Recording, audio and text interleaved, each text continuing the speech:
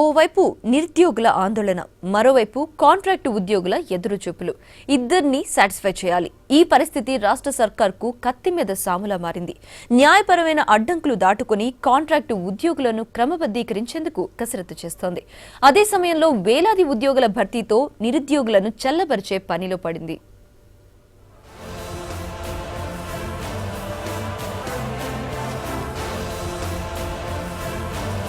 Contract ఉద్యోగుల క్రమబద్ధీకరణ వ్యవహారం సర్కార్కు తలనొప్పిగా మారింది.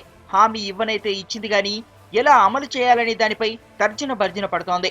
అన్ని శాఖల ఉద్యోగులను క్రమబద్ధీకరిస్తామని కేబినెట్ లో నిర్ణయం తీసుకోవడంతో ఆ ఉద్యోగుల భర్తీ అనివార్యమైంది. అయితే అమలు కావాలంటే అనేక న్యాయపరమైన అడ్డంకులను దాటాల్సి ఉంది సర్కార్. అందుకే రెగ్యులరైజ్ అంశంపై న్యాయ అన్యాయాలు అధ్యయనం చేయాలని ప్రభుత్వం నిర్ణయించింది.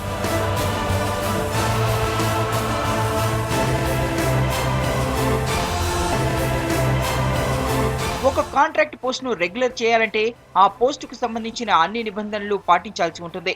నిజానికి 2003లో విడుదలైన జీవో 94 ప్రకారం రోస్టర్, కనీస విద్యార్హతలు తప్పనిసరి చేశారు. ఇప్పటికే ఈ నిబంధనలు పాటించి కాంట్రాక్ట్ సర్వీసులోకి తీసుకున్న వారిని నేరుగా రెగ్యులర్ చేయవచ్చా, లేక నోటిఫికేషన్ విడుదల చేసి పరీక్ష నిర్వహించాల్సి ఉంటుందా అనే డైలమాలో పడింది సర్కార్.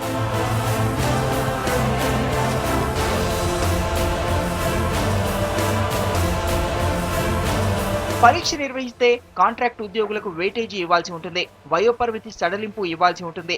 ఇప్పటికే కొన్ని పోస్టుల భర్తీ విషయంలో నిబంధనలు పాటించలేదనే ఆరోపణలున్నాయి. దీంతో నేరుగా కాంట్రాక్ట్ ఉద్యోగిని రెగ్యులరైజ్ చేస్తే న్యాయపరమైన ఇబ్బందులు తలెత్తే అవకాశం లేకపోలేదు.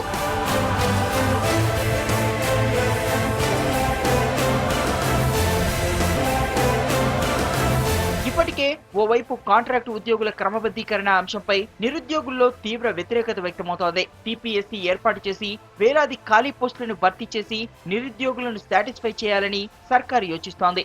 అలాగే దశల వారీగా సాధ్యమైనంత మంది కాంట్రాక్ట్ ఉద్యోగులను రెగ్యులరైజ్ చేయాలని ప్రభుత్వం డిసైడ్ అయినట్టు తెలుస్తోంది.